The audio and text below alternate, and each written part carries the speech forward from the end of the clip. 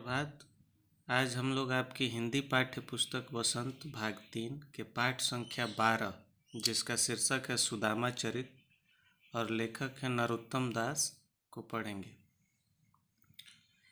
इस कविता में नरोत्तम दास जी ने श्री कृष्ण और सुदामा की मित्रता का चित्रण किया है, जिसमें सुदामा जी जब अत्यंत गरीब अवस्था में रहते हैं, दरिद्र अवस्था में, तो वह श्री कृष्ण से मिलने के लिए द्वारिका जाते हैं और वहाँ द्वारपालों से अपना परिचय देते हुए कृष्ण का पता पूछते हैं। इस पर द्वारपाल जा कर के अंदर और श्री कृष्ण से सुदामा का रूप चित्र वर्णन कर रहे हैं, जो इस प्रकार है।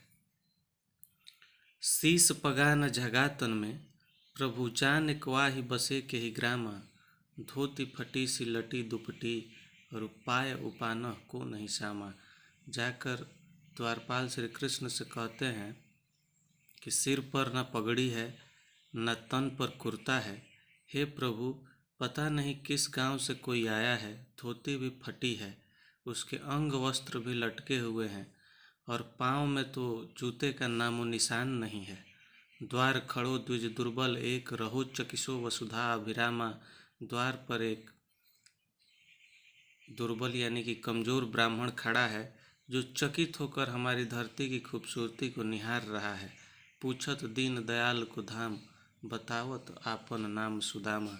और वह दीनों पर दया करने वाले दीन दयाल अर्थात आपका पता पूछ रहा है और अपना नाम सुदामा बता रहा है।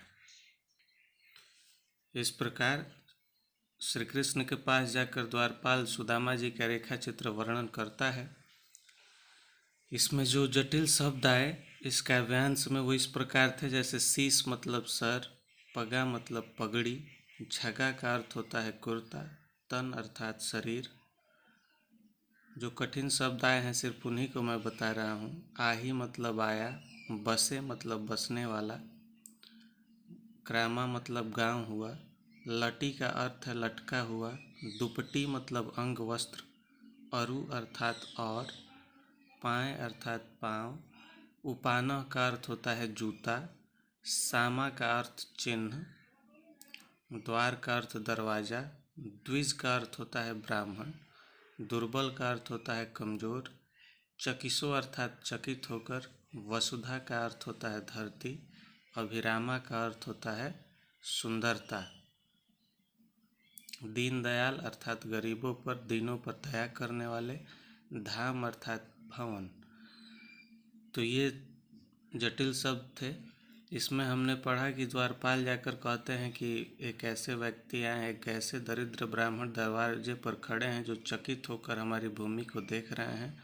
उनके सिर पर न पगड़ी है न तन पे कुर्ता है, पता नहीं कहाँ से आए हैं, धोती भी फटी है, अंग वस्त्र भी लटके हैं और पैरों में जूते का चिन्ह तक नहीं है। वो आपका पता पूछ रहे हैं और अपना नाम सुदामा बता रहे हैं। ये सुनते ही श्री कृष्ण का हृदय व्याकुल हो जाता है और वह दौड़े हुए सुदामा की तरफ भागते हैं। जब सुदामा को अपने सामने पाते हैं, ऐसे ऐसे बेहाल बेवाइन सो, पगकंटक जाल लगे पुनिजोए, हाय महादुख पायो सखा, तुम आए न इते दिन, तुम आए न इते, तुम आए इते न किते दिन खोए। जब सुदामा को ध्यान से श्री कृष्ण देख रहे हैं तो उनके पैरों में जो एड़ियों में दरारें फटी हुई हैं, बेवाई का अर्थ, बेवाइन मतलब एड़ियों में फटने वाली दरारों को बोला जाता है, और पैदल चल कर आने की वजह से उनके पैरों में जालों के समान जो कांटे चुभे हुए हैं, उसे श्री कृष्ण बार बार देखे जा रहे हैं एकटक, और कह रहे हैं सुदामा से कि हे मित्र, तुमने महादुख पाया है, इतना दिन क्यों व्यर्थ कर दिया, पहले ही मेरे पास क्यों नहीं आए। देखी सुदामा की दीन दशा, करुणा करके करुणानिधि रोए, पानी परात को हाथ छुयो नहीं, नैनन के जल से पग धोए। यहाँ अतिशयोक्ति अलंकार का प्रयोग किया गया है, जहाँ बातें लोक कुल से बढ़कर की जाती हैं। सुदामा की दीन दशा को देखकर संसार पर करुणा करने वाले करुणा के सागर अर्थात श्री कृष्ण रोने लगे, और जो पानी उन्होंने सुदामा के पैर धोने के लिए मंगाया था परात में, उस पानी को हाथ से छुआ भी नहीं और अपने आँखों के जल से ही उनके पैर धो डाले। इसमें भी कुछ कठिन शब्द हैं जो इस प्रकार हैं। बेहाल का अर्थ है बुरा हाल। बेवाइन मतलब फटी हुई एड़ियाँ। पग अर्थात पैर। कंटक यानी कि कांटे। पुनी मतलब बार बार। जोए का अर्थात है जोए अर्थात देखना। महादुख मतलब बहुत ज़्यादा दुख। इते मतलब यहाँ। किते मतलब कहाँ। दशा मतलब कि जो हमारी शारीरिक दशा होती है। करिके मतलब करके। करुणानिधि यानी दया करने वाले। छुयो नहीं मतलब छुआ भी नहीं। और नैनन मतलब आँखों से। अब आगे का काव्यांश हम लोग पढ़ेंगे। इसमें ये हुआ कि जब जाकर द्वारपाल श्री कृष्ण को संदेश देता है सुदामा का, तो श्री कृष्ण सुनते ही सुदामा का नाम दौड़ते हुए उधर से आते हैं। और आते ही जैसे ही सुदामा को देखते हैं तो सुदामा के पैरों में एड़ियाँ फटी हुई हैं, चारों तरफ कांट धंसे हुए हैं, जिसे श्री कृष्ण बार बार देखे जा रहे हैं और कह रहे हैं कि हे मित्र, तुमने तो बहुत दुख पाया, पहले क्यों नहीं आए, इतने दिन अपने कहाँ बर्बाद कर दिए। उनकी इस दरिद्रता और गरीबी को देखकर श्री कृष्ण की आंखों में आंसू आ जाते हैं और वो आंसू इतने ज़्यादा होते हैं कि वो अपने आंसुओं से ही उनके पैर को धो डालते हैं। आगे अब सुदामा को लेकर श्री कृष्ण अपने राजमहल की तरफ जा रहे हैं। कुछ भाभी हमको दियो, सो तुम काहे न देत, चापी पोटरी काख में रहे कहो केहू हेत। कह रहे हैं कि लगता है भाभी ने कुछ हमको दिया है, सो तुम मुझे क्यों नहीं दे रहे। जो पोटरी तुम अपने बगल में छुपा रहे हो, कहो किस वजह से तुम मुझे वो पोटरी नहीं दे रहे हो।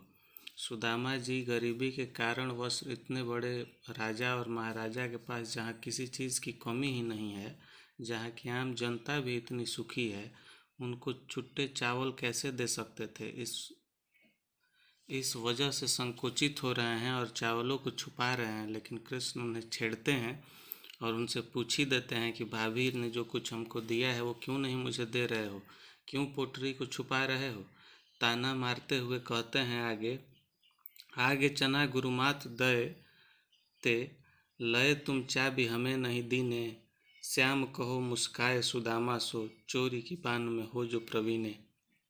श्री कृष्ण उन्हें एक पुरानी बचपन की घटना याद दिलाते हैं, जब गुरु माता ने उन दोनों के लिए चने दिए थे जो अकेले सुदामा जी चबा गए थे और कृष्ण को नहीं दिए थे। मुस्कुरा कर श्री कृष्ण कह रहे हैं सुदामा जी से कि तुम चोरी में तो शुरू से ही, चोरी की आदत में शुरू से ही बहुत कुशल रहे हो। पोटरी कांख में चापी रहे तुम, खोलत ना ही सुधारस भीने, पाछली बानी आजो न तजो तुम, तैसे ही भाभी की कुंदल कीने। कह रहे हैं कि जो पोटरी तुम अपने कांख में यानी बगल में छुपा रहे हो, उसे खोल नहीं रहे हो, उसका अमृत रस चारों तरफ भीना हुआ है। तारीफ कर रहे हैं भाभी के दिए हुए चावलों की कि उसमें जो खुशबू है, जो अमृत रस है, वो चारों तरफ फैल रहा है, भीना भीना उसका खुशबू सुगंध चारों तरफ फैल रहा है, जो तुम पोटरी छुपा रहे हो। पिछली अपनी आदत को आज भी तुमने नहीं त्यागा। जिस प्रकार गुरु माता के दिए हुए चने अकेले खा गए थे, उसी प्रकार भाभी के दिए चावल भी मुझे देना नहीं चाहते। बचपन में एक बार जब कृष्ण और सुदामा जंगल में लकड़ी काटने गए तो गुरु माता ने उन्हें चने दिए। कृष्ण जी पेड़ के ऊपर चढ़ गए और सुदामा जी नीचे लकड़ियाँ बटोरने लगे। भूख लगी, चना अकेले ही खाने लगे। इनके दांत की आवाज़ सुनकर जब कृष्ण ने पूछा भी कि कुछ खा रहे हो क्या, तो सुदामा जी ने कहा कि नहीं, काफ़ी ठंड होने की वजह से दांत मेरे कटकटा रहे हैं, और चोरी चुपके सारे चने अकेले ही खा गए। उसी घटना का जिक्र करते हुए कह रहे हैं कि तुम तो शुरू से ही जिस प्रकार गुरु माता के दिए चने अकेले खा गए, लग रहा है भाभी के दिए हुए चावल भी अकेले ही खा जाना चाहते हो। चोरी की आदत में शुरू से ही कुशल हो और आज भी अपनी पुरानी आदत को तुमने त्यागा नहीं है। इसमें भी कुछ जटिल शब्द हैं जो इस प्रकार से हैं।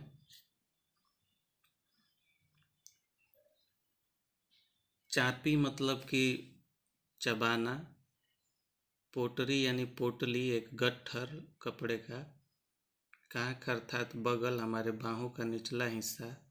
आगे मतलब पहले, दए मतलब दिए, चाबी मतलब चबा लिए, बान का अर्थ होता है आदत, ये जरूरी शब्द हैं। बान का अर्थ होता है आदत।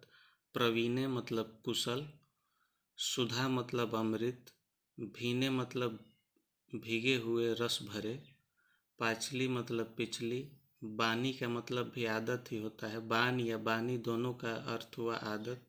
अजो मतलब आज तक, तजो मतलब त्यागना या छोड़ना, तैसे ही मतलब वैसे ही, तंदुल का अर्थ होता है चावल, किन्हें मतलब कर रहे हो। इस प्रकार कविता का ये अंश समाप्त होता है। इसके अगले अंश को हम लोग अगले वीडियो में पढ़ेंगे। तब तक के लिए नमस्कार।